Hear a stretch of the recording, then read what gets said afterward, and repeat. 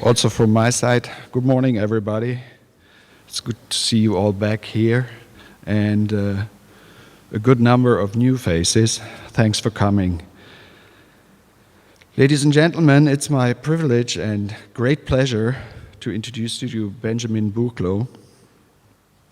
He's definitely one of the highest profile scholars, teachers, and publicists on modern and contemporary art. And to introduce his work, his career so far, would actually need a keynote lecture too. But I try to give a short survey, a short summary of what he achieved so far. Buchloh, born in Cologne, received a Magister in German literature from the Freie University in Berlin and a PhD in art history from the Graduate Center at the City University of New York, where he studied with fellow art historian Rosalind Krauss in the 90s. In his outstanding career, Buchloh had teaching stints at the Kunstakademie in Düsseldorf and Cal Arts in Los Angeles, at the State University of New York, the University of Chicago. He was associate professor at the Massachusetts Institute of Technology and served as the director of critical and curatorial studies for the Whitney Museum of American Art Independent Study Program. He taught at both Columbia University and its sister college, Barnard College, as professor of 20th century and contemporary art. He joined Harvard University Department of History of Art and Architecture in 2005 and was named in 2006 André W. Mellon Professor of Modern Art so far. Beyond this, Buchloh was chief editor of the legendary German art journal Interfunktionen and is currently also co-editor of the art journal October. And last not least, and this is really, I think, a unique award, he was awarded in 2007 on the Venice Biennale for his work as an art historian. He got a Golden Lion for his contributions to contemporary art. Beyond this, he published numerous, uncountable, important and influential books on current contemporary matters, in which he asked more general questions concerning the development of models of institutional critique and theorization of the museum, and addresses the formation of historical memory in post-conceptual art. Among his comprehensive monographs on artists, I'd like to mention those on Andy Warhol, Marcel Borotas, Dan Graham, and Daniel Varenne. And, dear Mr. Buchloh, I cannot avoid to mention that we are all, I should say, desperately waiting for your long-promised ultimate monograph on Gerhard Richter. Ladies and gentlemen, please help me to welcome Benjamin Buchloh.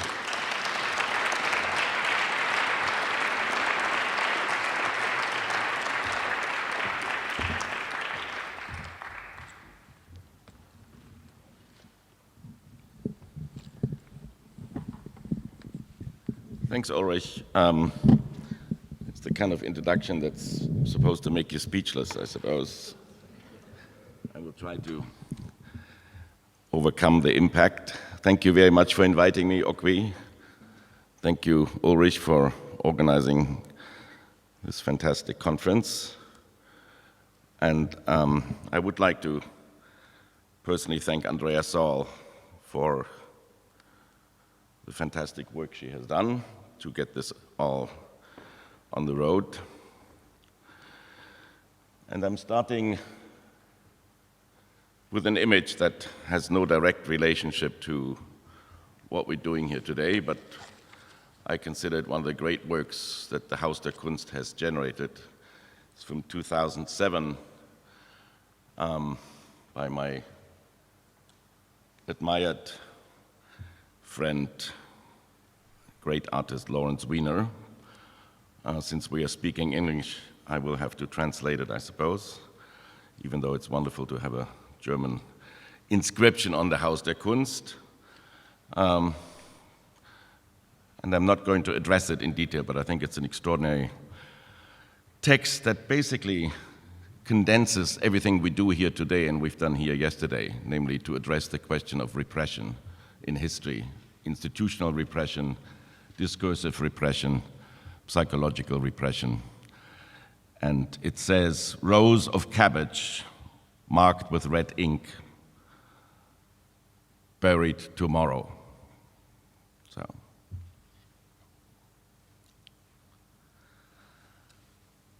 It might be a precarious proposition to compare two exhibitions as vastly different and profoundly opposite in their orientations and intentions and impact as the infamous Degenerate Art Exhibition installed in Munich in July 19, 1937, simultaneous or shortly after the opening of the Haus der Kunst, and the Exposition Internationale du Surrealisme in Paris, installed by André Breton and Marcel Duchamp 6 months later, in January 1938, at Georges Wildenstein's Beaux-Arts Gallery at the Faubourg Saint-Honoré in Paris. The only justification for such a comparison of the incomparable that I could offer at first might run as follows. Both exhibitions, even though operating from the most extreme opposites, triggered different programs of a violent anti-aesthetic. The German one was initiating the annihilation of 20th century avant-garde culture from the basis of a prosecutionary and paranoid ideological attack on the avant-gardes. The French one manifestly enacted the disintegration of avant-garde culture as an inevitable consequence of the avant-garde's own innate disintegration project, its subversion of all aesthetic practices, and its dismantling of the utopian prospects that the avant-garde had to recognize under the pressures of social relations of production, its ideologies and politics. Furthermore, both exhibitions engaged with the then recently discovered new medium of exhibition design. They recognized the appeal of exhibition design as a procedure and presentational structure that had found wide applications within the field of avant-garde art and political propaganda since the mid to late 1920s, particularly in the work of the Soviet artist L. Lissitzky, which he had produced in 1928 in Cologne for the Pressa exhibition, which I'm showing you now. It's actually an image of the catalog. The Pressa model had been instantly recognized by the totalitarian governments of the Soviet Union, of Italy, and then later of Germany. One of the first exhibitions that was organized in Germany was actually explicitly based, the Bergbund photography exhibition was explicitly based on the Pressa exhibition. It provided, as it seemed, the most promising and dynamic fusion of all available textual and visual devices for the propaganda of the newly established totalitarian state apparatuses. Exhibition design as a genre and as a practice of the production of representations in public bourgeois space has only recently emerged as a category of art historical study. My own essay on the Pressa in 1984 was one step in that direction, and the recent study of Romy Golan, Mural Nomads, is an important example of the development of the literature on this heretofore more or less overlooked convention. There are many reasons for the initial obliteration of this genre and category.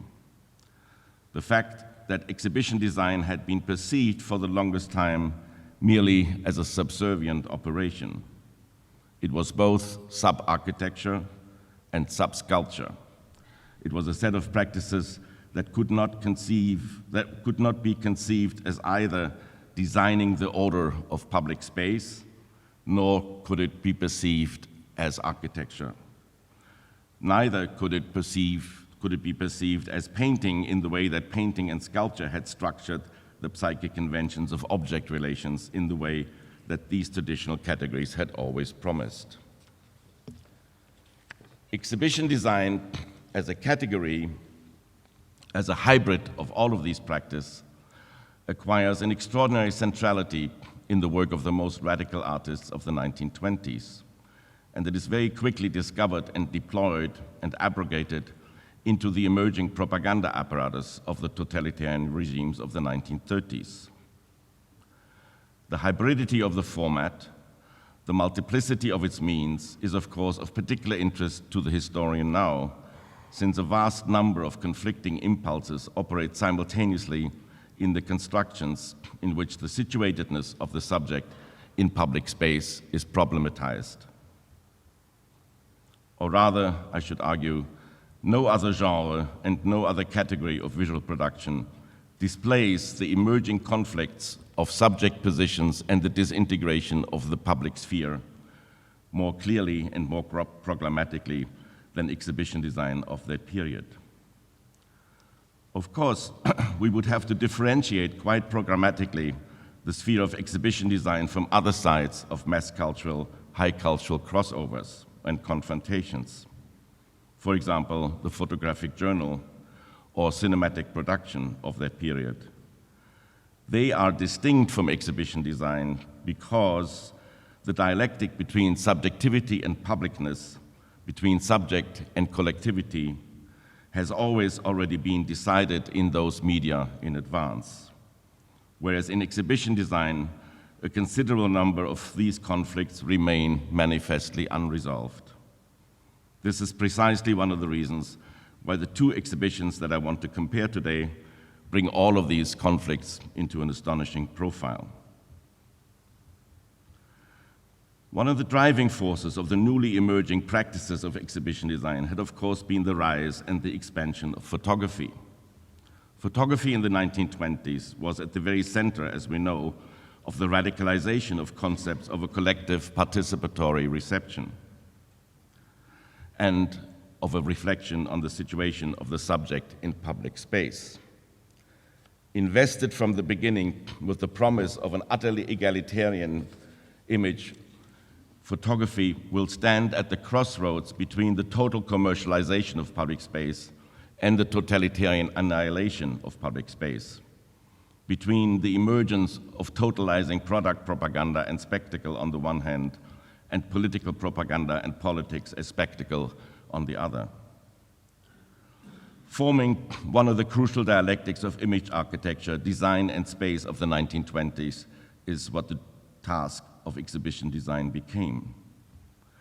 And in an abbreviated account, I could argue that the historical scope from Lissitzky's Pressa exhibition in 1928 to Dino Alfieri's Mostra della Rivoluzione Fascista, with participation of Mario Cironi, Enrico Prampolini, Gerardo Dottori, and Giuseppe Terragni, which is what we're looking at right now, is the other end of that spectrum.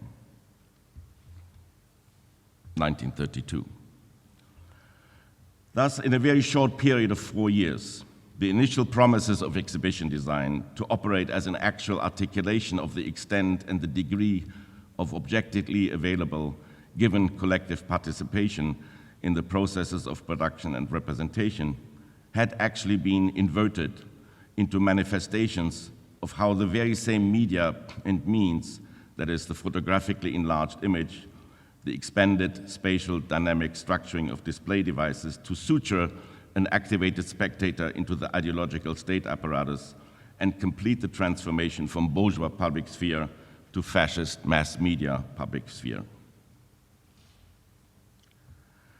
Exhibition design, therefore, is situated as a set of manifestly incompatible hybrid practices at that intersection between political spectacle of the totalitarian state and product propaganda spectacle. And it shares various features with the design culture as a regime of object consumption and architectural design as a regime of spatial articulation and experience, thus controlling both the object relations of the subject as much as it controls the subject's social situatedness within the spatial structures that it presumes to define and to inhabit, but which in fact have long since then defined and inhabited the subject itself, and have turned it merely into an object of various pre-programmed responses, simulated as choices. The suturing process in the transition from Lisitsky to Terragnier, for example, could be described as a systematically enforced transformation from the activation of the political subject in the process of a tactile and phenomenological suturing to the total effacement of even the last remnants of a desire for critical and oppositional subjectivity in the inscription of the subject within the system of propagandistically articulated ideological control.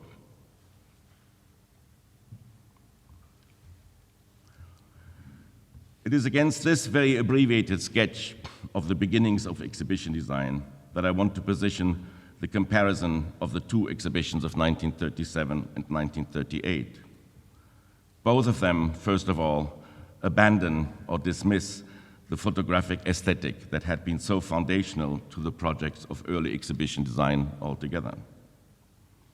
By contrast, both engage in dramatically different ways with the precarious conditions of pictorial and sculptural practices that the avant-gardes of the 19-teens and 1920s had left for the 1930s to contemplate. I'm showing you, obviously, one of the more infamous images of the Degenerate Art Exhibition. For those who do not read German, it has the quotation, please take data seriously, it's worthwhile. And then on the right, you have visitors to the Surrealist exhibition. They were handed flashlights at the entrance of the exhibition so that they could walk through the dark room and use the flashlights to illuminate the paintings while the 1,200 sacks of coal hovering above the spectators installed by Marcel Duchamp were slowly releasing coal dust onto the spectators. Both exhibitions are engaged in an astonishing derision and prosecution of the traditional media of painting and sculpture. The German one, however, condemns painting and sculpture for having succeeded at its historical synchronization with the actually governing forces of industrialist capitalist production, whereas the French one seems to condemn painting precisely for the opposite, for having failed or for having insufficiently articulated the actually ruling conditions of the fetishization of experience under the conditions of commodity culture, and therefore to advocate not a return to earlier obsolete forms of representation and painterly production, as the German exhibition did, but insist on the necessity to assimilate the aesthetic object more rigorously and consequentially to the actually ruling object conditions determining the subject's experience in everyday life by making the fetish and by making prostitution the ruling models of a universal order of commodity exchange.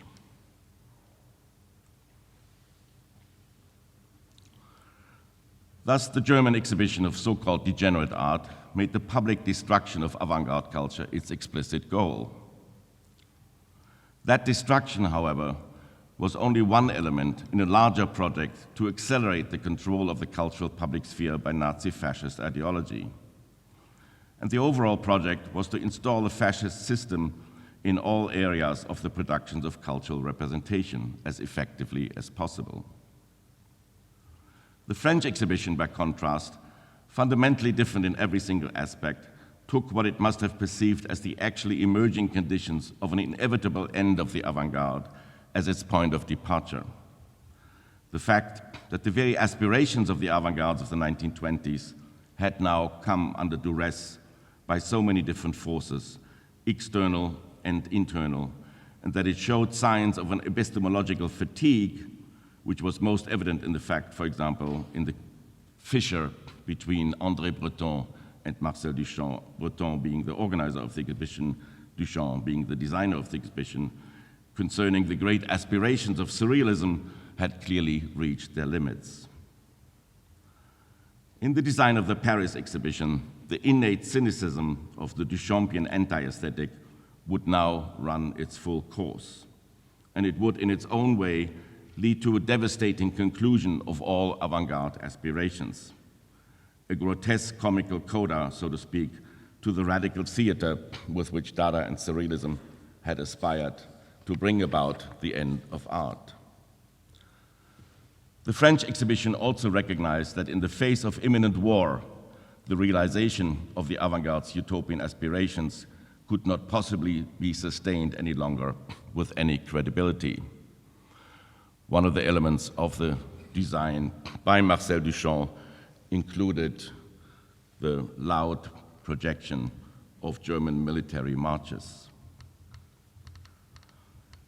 The German exhibition, selected and installed by a team of artists and museum curators, most of you know all of the details, but I will keep it short, headed by the so-called artist Adolf Ziegler, wanted to achieve several aims, and in fact, it succeeded to force these goals onto one country, if not a continent, for at least 10 years.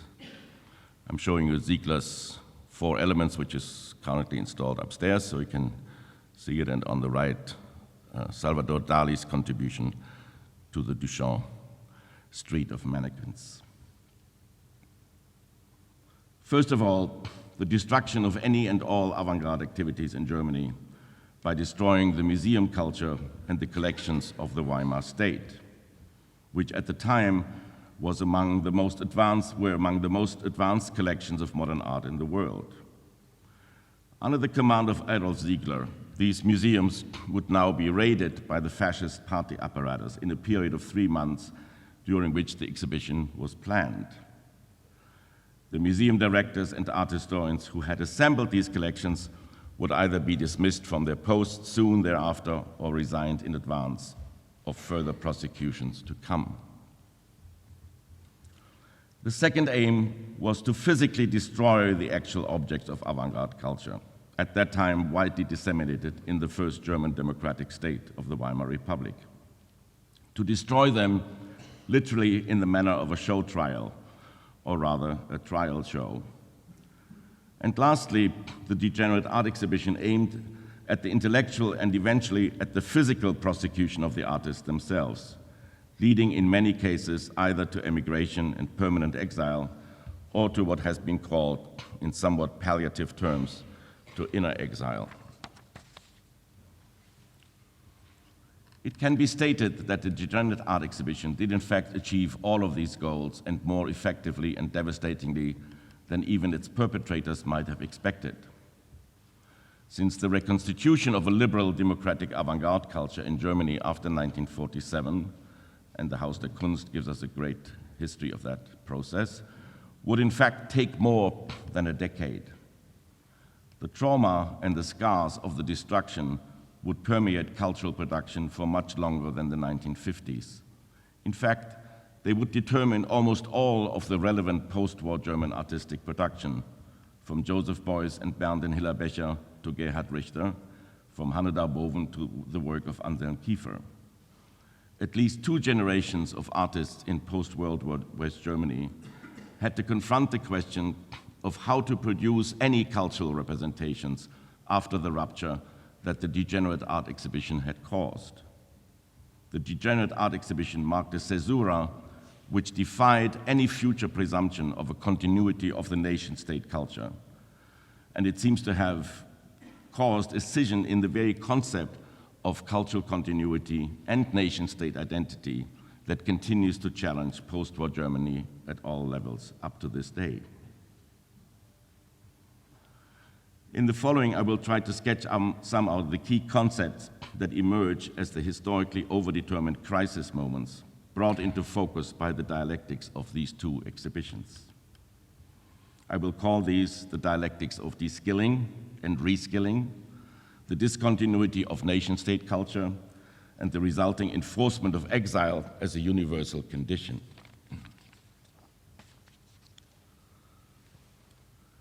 The rhetoric of the Nazi exhibition was exhortative and prohibitive. It pretended to have acquired new criteria according to which artistic production from now on would have to be conceived, produced, and staged.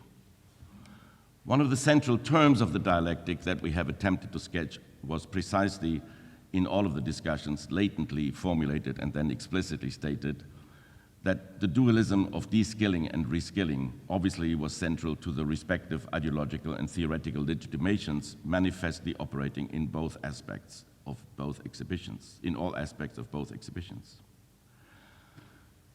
To become more concrete, apart from its racialist and racist program, and apart from its fascist will to power to undo the recently formed first steps of an actual democratic culture in Weimar Germany, there was also a more or less explicit mania at work that claimed the status of an aesthetic argument. That argument, best embodied by the work of the chief curator of the exhibition, Adolf Ziegler, aimed, of course, to reconstitute the skills of painterly and sculptural manufacture at the level of an imagined tradition. After all, what was at stake beyond the enforcement of racist prosecution and destruction of the other was the resurrection of the myths of all hierarchical orders, and what fields and what practices offer themselves more to the reaffirmation of hierarchical structures than experiences of the cultural and artistic forms of social and subjective distinction. And the criteria of that distinction had always been anchored, so it seemed, or so was claimed, had always been embedded in the mythology of artistic skills. At least it had seemed that way until the end of the 19th century, until the myths of the virtuoso and of the hand genius slowly came undone, only gradually to be displaced by an emphatic foregrounding of the more democratic forms of experiential participation in the social production of industrial wealth, as much as in the cultural production of that industrial world, and its infinite scale of subject formations, all depending upon and all contributing to the perception of an emancipated social subject. Then, on the other side of the historical divide, in Paris, we encounter the total opposite of the resurrection of skills. The final submersion of the subject in the insurmountable totality of object and commodity production according to the laws of consumption. We can read the mannequins on display at the Surrealist exhibition literally. They are the actual configurations of how the aesthetic and the unconscious are figured under late capitalism.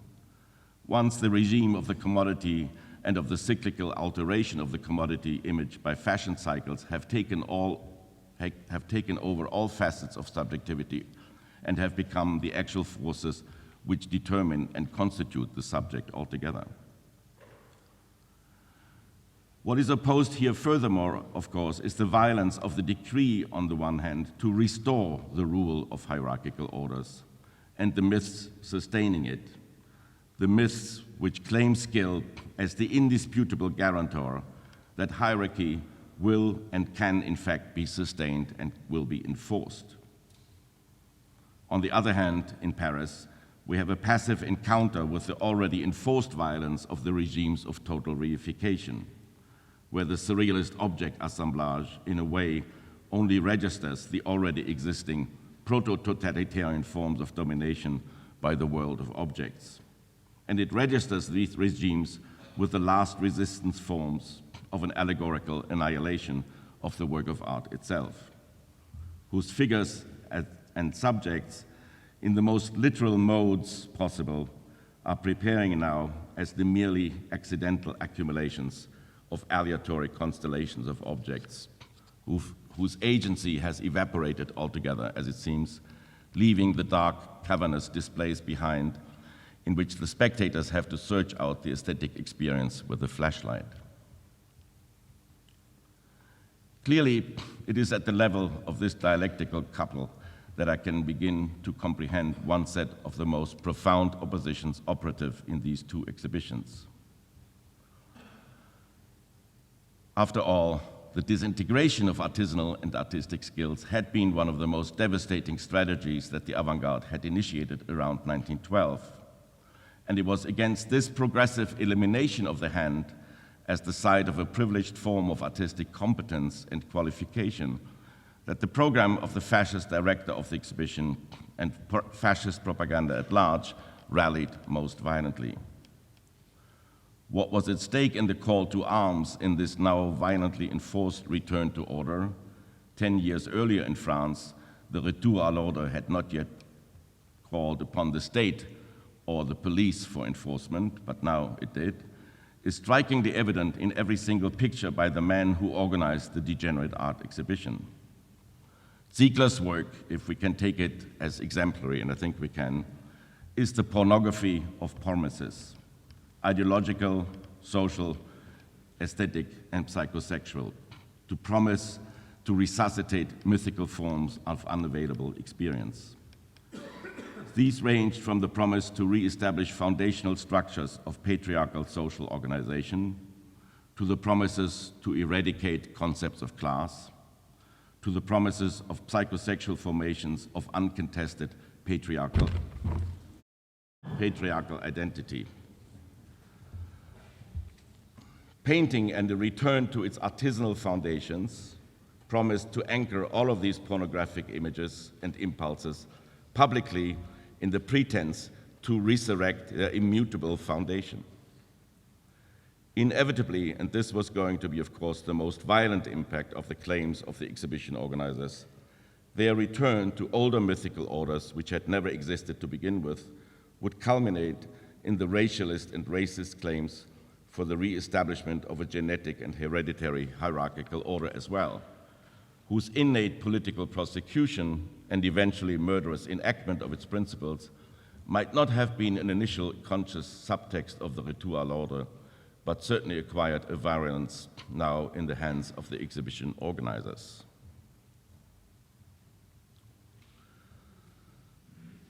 The ideological pretenses for the necessity of reskilling, wondering what I'm going to fall down with this next time, delivered here as a project of purification of the social body and the body politic, are simultaneously grotesque and murderous, since they reclaim access to structures of patriarchal power that the actual conditions of social relations and economic production had long since dissolved.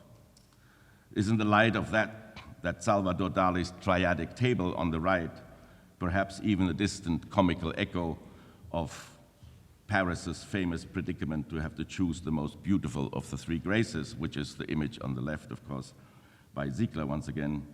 An element from the Exposition du Surrealisme gains its reverberating truth value, namely that the manufacturing of industrialized desire under advanced conditions of capitalist production can no longer claim, not even on the level of representation, that the body will ever be whole and integrated. Second, to the very degree that the painting by Ziegler restores the centrality of the patriarchal gaze as a deeply pornographic operation, involuntarily comical from the perspective of hindsight, but immensely seductive for its initial spectators, it promised a reordering of the male universe, long since abolished by the participation of the female masses in the industrial production process, their partial emancipation in the political process, and their actual liberation from concepts of patriarchy in the emerging theories of Weimar Germany, reading psychoanalysis and their impact on forms of sexual identity. Lastly, and again, not only to be received now with the most uncomfortable of laughter, given the actual implications and future consequences of images of this kind, the Germanic Paris in Lederhosen is, of course, an announcement of the racialist attacks to come. It performs the mythical fusion of the classical Greco-Roman antiquity with the present Teutonic delusions to re-establish itself as a master race in direct lineage with the Greco-Roman traditions. Thus, the mythical wholeness of the representation of the female figure is instantly fused with the violent propaganda for the brutal reinforcement of acts of racist and ethnic prosecution to re-establish this mythical lineage and unity that the fascist nation-state now promises.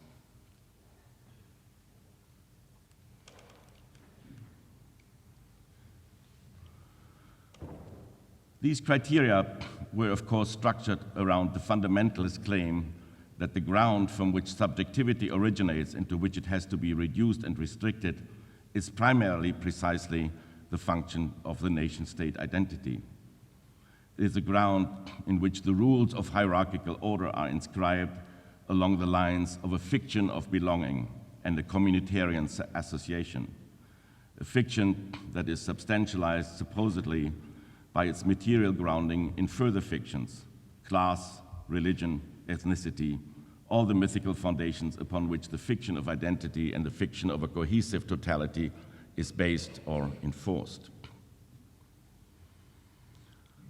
I'm showing you two posters, most of them are known to you, for the Degenerate Art Exhibition. One, interesting enough, of course, addressing modern art's relationship to primitivism, and the other one, modern art's relationship to geometric abstraction. I'm not going to comment on those in great detail now. The last set of terms, therefore, equally pertinent in the discursive formation of the exhibition designs and equally operative, is the opposition between a model of nation-state identity as the foundation of cultural production and the emergence of the ideals of an internationalist post-nation-state culture, which would correspond to the political forms of an internationalism of either, as the avant-garde had wanted it, a proletarian unity, or as post-avant-garde practices like Duchamp's would envisage, the internationalism and post-nation-state dismantling of traditional identity concepts in the globalization of the world of commodity culture. In other words, the model where the unification of class was supposed to have superseded the unification of the collective by the fictions of the nation-state, the imagined community, now a new dimension emerged, which is addressed in the Surrealist exhibition, that is post-nation-state and post-proletarian, post-class identities, and it recognizes the emerging condition of a community designed and defined by commodity consumption. To the same degree that the lost mythology of the nation-state was now resurrected and reinforced by the fascist ideologues, to the same extent was the proletarian universalism of the 1920s now manifestly displaced by Breton and Duchamp in the recognition that the sole discourses that will now prevail after the failure of the culture of the left will be the internationalization of object relationships in a globally restructured community of consumption. What is important for our comparison then are, of course, the underlying terms of both exhibitions, as much as they claim to displace and supersede the previous models of artistic formation, and to put fundamentally different models in place. We have to distinguish the rhetoric and the modus operandi in each case, since these, just as much as the actual objects of the exhibition, could not be, should I emphasize it once more, could not be any more different from each other. After all, Duchamp's ready-made concepts came to a climactic conclusion in his design of the exhibition. You see in front of the paintings the coal brazier that was electrically illuminated and the coal sacks hanging from the ceiling. It was a conclusion that performed its own subversive reversals. These were his peculiar return to figuration,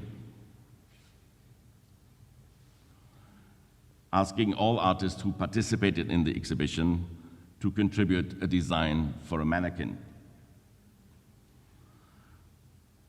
The peculiar return to figuration in the selection of the mannequins, even as the most aggressive travesty of the figurative compulsions of the retour à l'ordre at the time.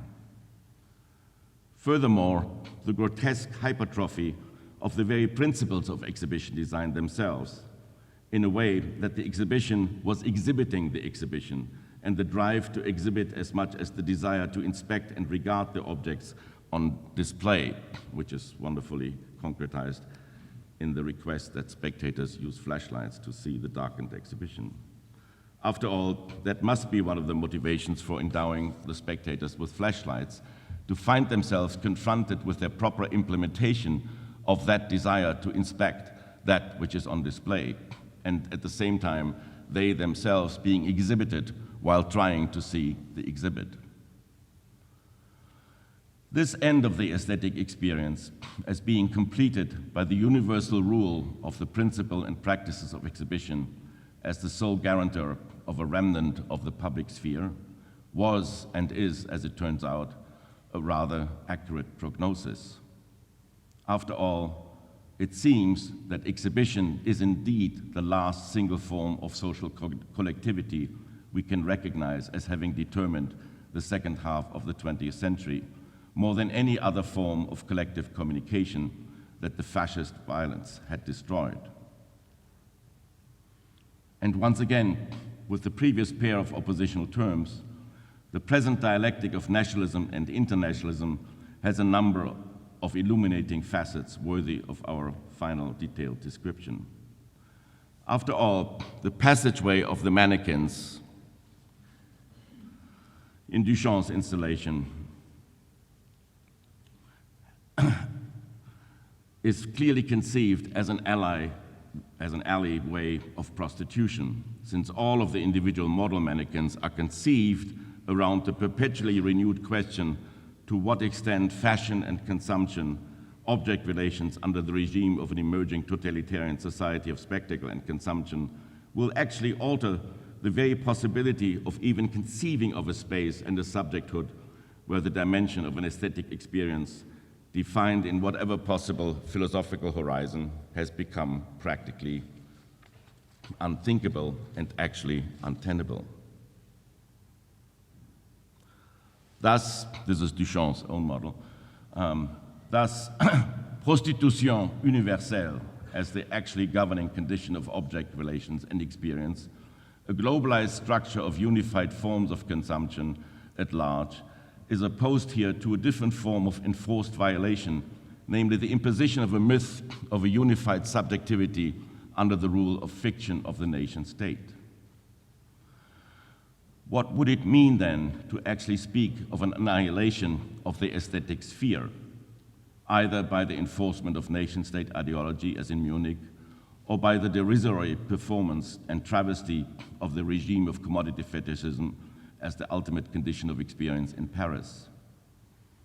Both seem to have regarded the elimination of the subject's acquired and intuitive capacities to experience aesthetic objects and conventions, and socially and politically developed forms of cultural representation no longer as guaranteed conditions. The spaces and the institutions that had traditionally sustained, if not guaranteed, forms of conventions of aesthetic experience are no longer operative. These forms of negation and elimination can, of course, occur at different times as the results of vastly different causes, and we have to be careful not to conflate these contradictory structures under the sign of a universally ruling destruction of the aesthetic experience. Yet, nevertheless, I will end with the argument that both exhibitions partook in a particular moment of a historically overdetermined, violent anti-aesthetic, in which the subjects and the society's capacities to sustain aesthetic experience as an integral form of subject formation were to be cancelled altogether, in a manner similar to the dispersal of the aesthetic subject in its skills and genres and the mnemonic functions of skill, and the defiance of the medium of the traditional media, just commodities draped around the subject as the mannequin of universal prostitution. In that manner did the Exposition Surrealist also disperse, ultimately, the utopian aspirations of the internationalism of the avant-garde itself. Thank you very much.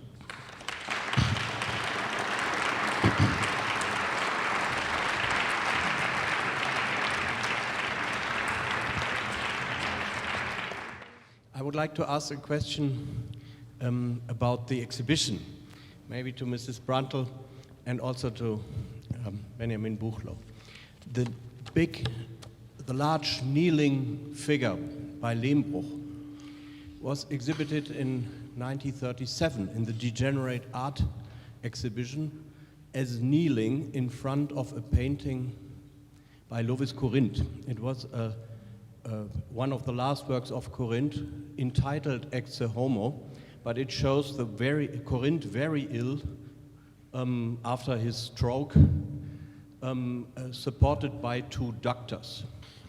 And so it is a very morbid thanatological work, and Lembros' kneeling figure there is kneeling in front of it, which is, of course, infamous in many senses. It doesn't mean only, you know, it is not only, so to speak, irony against avant-garde feasting itself against what the manifestos labeled as Jewish accomplishship with avant-garde intellectualism.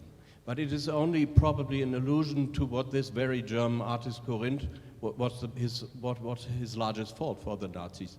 It was that he was married to a Jewish wife.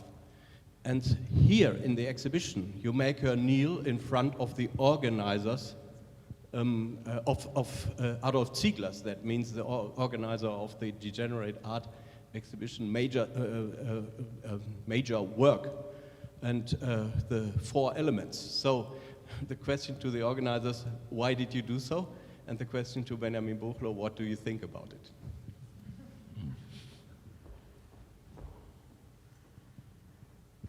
I mean, the reason for that was, of course, that we want to have a confrontation between these two sections of this exhibition space. As you can see, there is a completely different display, a completely different design, how the works are installed, and of course the kneeling woman is not a kind of devoted gesture to Ziegler, but it's a confrontation of these two completely opposite fields and areas of these two exhibitions that we really want to express also in terms of these different displays. I think that's... I don't know if this is... as well, yeah. Pardon? That's how I perceive it as well. I don't think I can add to this anyway. Okay.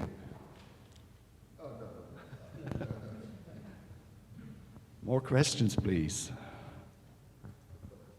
Georges.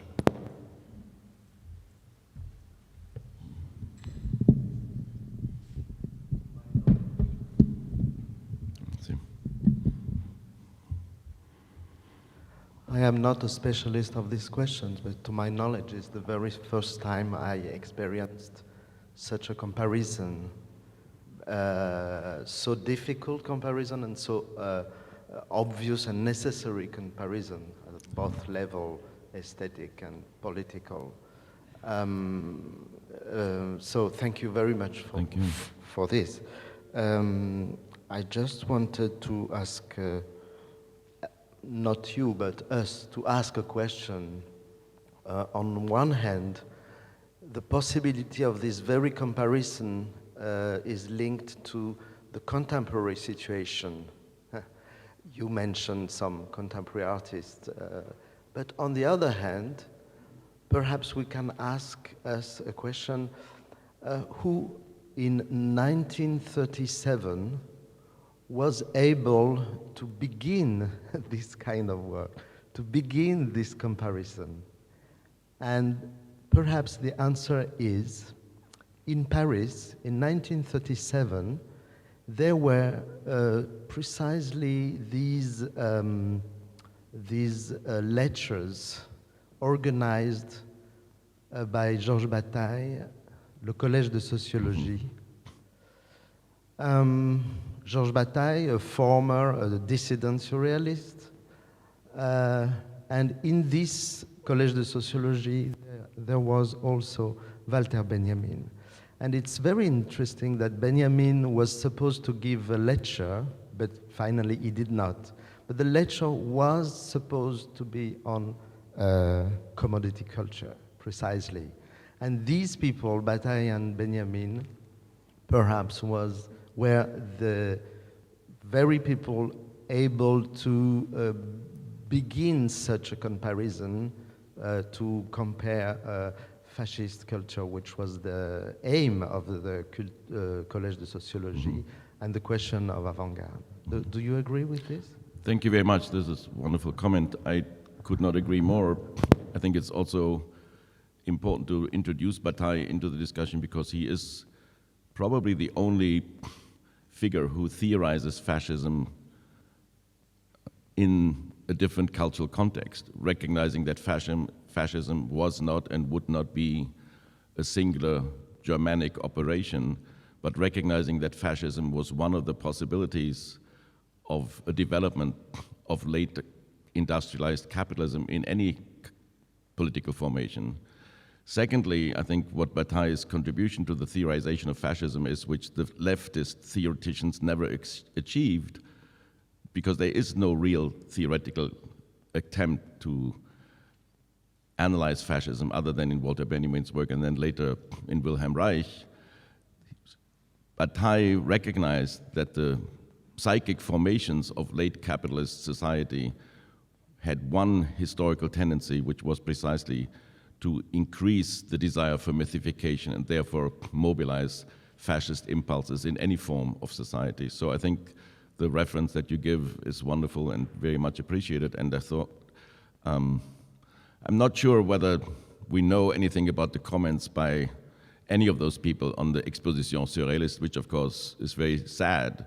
The only comment that I know, which is a wonderful comment, is by Simone de Beauvoir, who visited the Exposition Surrealist and was deeply troubled by her experience, fully bewildered and fully unable to understand what was going on.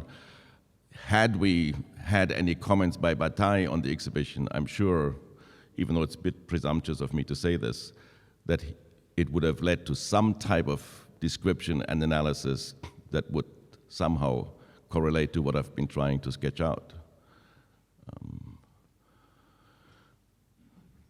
Thanks.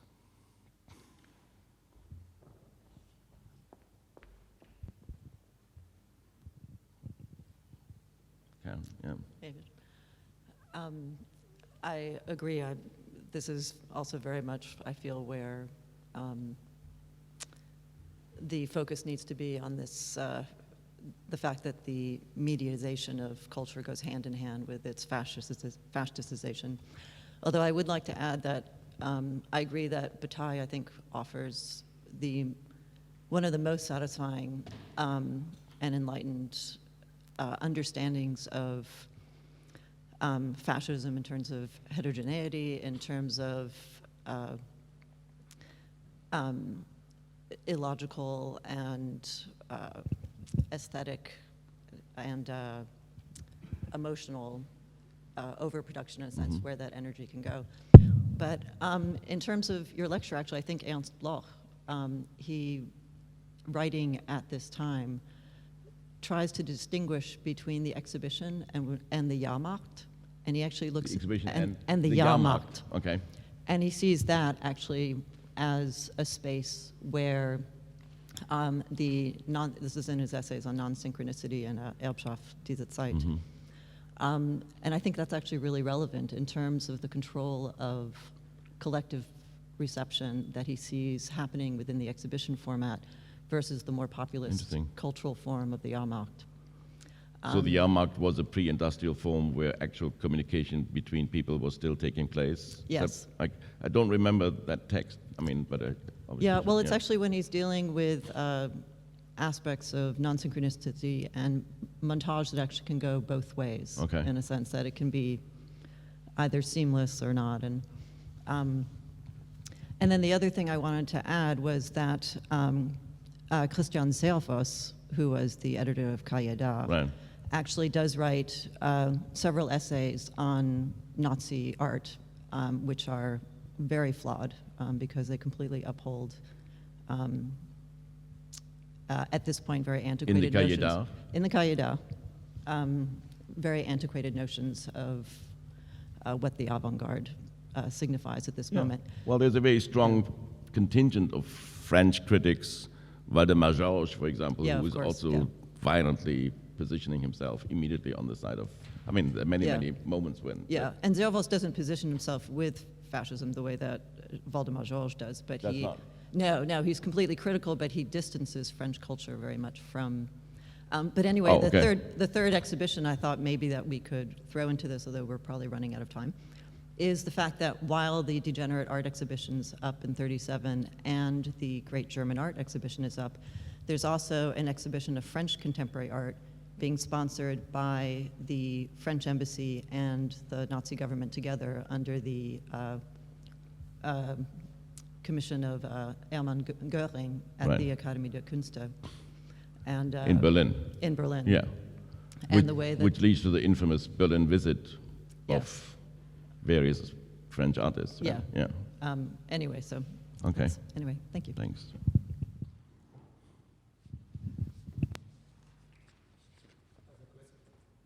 I have a question to the international dimension too. First, the term of fascism, should we not speak more about Nazi ideology than fascist ideology, because the fascist Italy had a really different orientation, as you have mentioned, and the Nazi ideology is in similar aspects more similar to the Soviet context of the Stalin period. The first thing. The second thing, in this time, 1937, the international context has radically changed after the aggression against Ethiopia and after the beginning of the civil war in Spain. Do you think these two new events on the international level have any impact for these two exhibitions? Right. I think, if I understood you correctly, I would answer yes, also pointing to the fact that in the formation of Italian fascism, we witnessed precisely at that moment a radical transformation from the initial, quote, quote, modernism and internationalism that fascism, also under the influence of Mrs. Sarfati, still maintained. Then we witness a radical reorientation towards precisely the same authoritarian principles of neoclassical orders, Latinita, Italianita, and an increasing kind of racialization and eventually racist prosecution in Italian fascism as well. So I don't think that they're ultimately that different from each other. They have different phases of development, and Italian fascism starts out as a more kind of industrial, democratically oriented fascist movement, if that is possible, because it still tolerates modernist deviations. It is not immediately going into the high gear of fascist prosecution and destruction. But ultimately, I think Italian fascism ends up at the same level where German fascism started. I'm not sure whether the Ethiopian war is the triggering moment, but it certainly is a confirmation of the policies of fascist aggression. Did I misunderstand your question?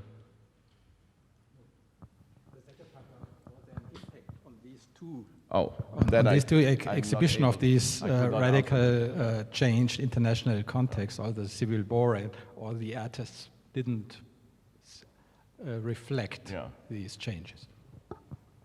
I can't answer the question. I know that the 38 exhibition in Paris deals with the question of war. As I said, it plays marching bands, music by German military marches. That is clearly an acknowledgement. Whether the obscuring of the space anticipates other dimensions of kind of covering up daylight, inhabitation, etc., etc. I'm not going there, but I think it's a very, very peculiar operation to give spectators a flashlight to wander in an obscure space and illuminate the paintings. That in collaboration with the cold sacks, which of course are also readable as signs of incoming crisis and deficiency of everyday life, could very well be read as an anticipation or response to conditions of emergency.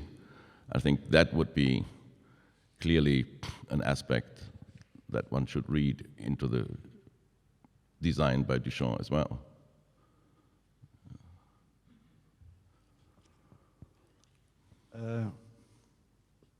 Okay, I don't see any questions.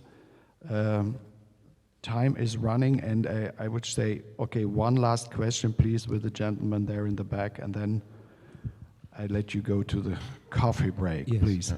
One short question. You talked about Ziegler and used the term of reskilling.